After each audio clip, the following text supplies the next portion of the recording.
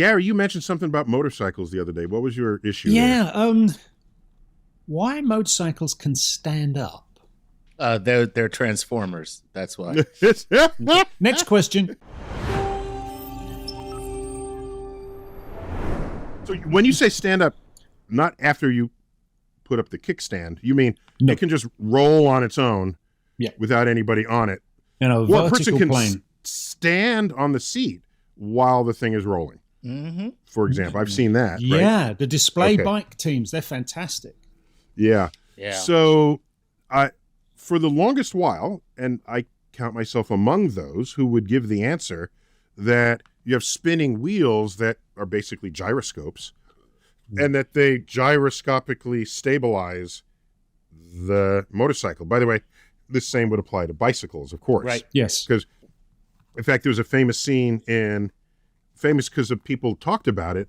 I thought it was clear and present, but I didn't realize how many people didn't know that if you set a bicycle moving down a hill That's with nobody on it, it'll just keep rolling. It'll keep Like, going until it hits something. Until it hits something for Yep. a long time, longer than you would expect. And that was Mhm. revealed in the movie Butch Cassidy and the Sundance Kid.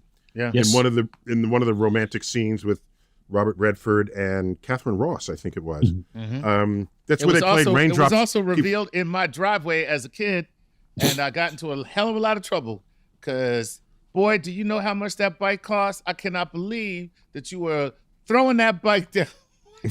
What's That's what you see. You run and you just let the bike go, and then then it becomes a ghost bike. Yeah. Yeah. So that was a common explanation, and I've even given that explanation. But I recently read that someone did an experiment where they added wheels that spin the opposite way of the wheels.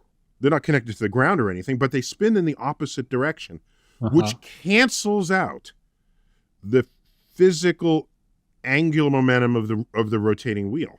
Okay. So that the whole system no longer has a net gyroscopic force operating on it. Interesting. And it's still stayed up. So it's down. Like it's rolling down the hill, but then let's say you have like a balancing pole with two wheels on it, and then they're spinning in the opposite direction. Like correct. And they figured out a way to do this so that then there's no net gyroscopic stabilizing force because it's been canceled out just through the laws of physics. So it's still maintained its course. And so here's what's going on. And it's fascinating. It's more complicated with a bicycle than in other examples I could give, but a system is stable in whatever it's doing if its center of mass is as low as it could be. Okay. Within a range of Which movement. is the whole deal with motorsport, where they're always trying to get the center of mass as low as possible. Yes, and electric cars put their batteries not on the roof, but on as low as possible on the bottom, so that you have the low. Because watch what happened.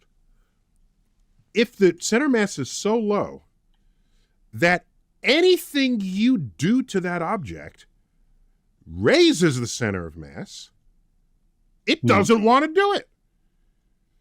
It always wants to bring the center of mass as close to the center of the earth as possible. That's why, you guys remember Weebles? Yeah, they wobble. Weebles wobble, but they don't fall down. All together now, on through. So there they go. So you push them, and then it rights itself back up. Well, what's happening? Because in its righted position, the center of mass is as low as it possibly can be. And if you do anything else with a Weeble, you are raising the center of mass. And that's not what the Weeble wants to do relative to Earth. So once you've raised the center of mass, it says, I'm going back to where I was, and the center of mass drops down, it gets closer to the center of the Earth. In that case, only by a few inches, but it'll do it.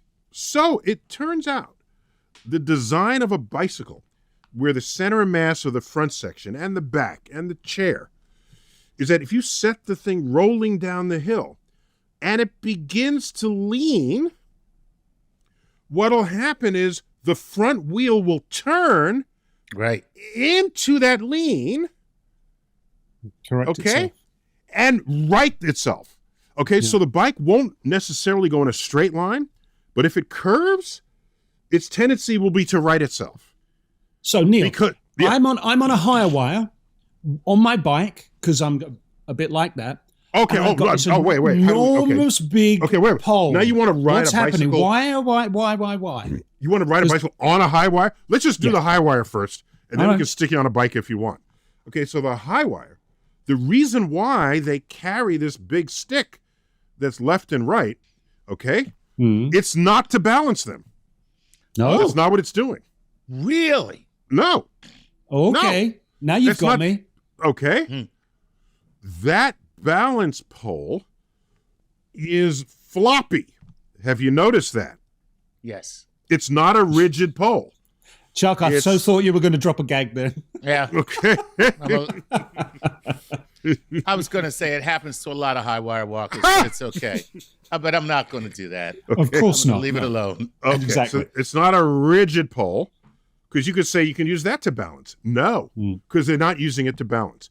They get a floppy pole, so that All right. the side on the left flops downward and the side on the right flops downward. Okay? And the system, the high wire walker plus the pole, has a center of mass now that is so low that if he starts tipping to the left, the center of mass is raised because the pole is out there counterbalancing him. Okay? So, yes, I'll use the word balance in that context, but it's all about the center of mass. If he tips, the center of mass raises, and it wants to lower the center of mass once again.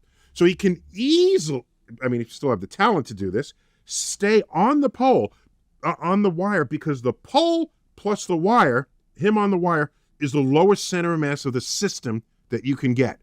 And if you don't see him walking with this up over his head, do you? You don't see Right. that.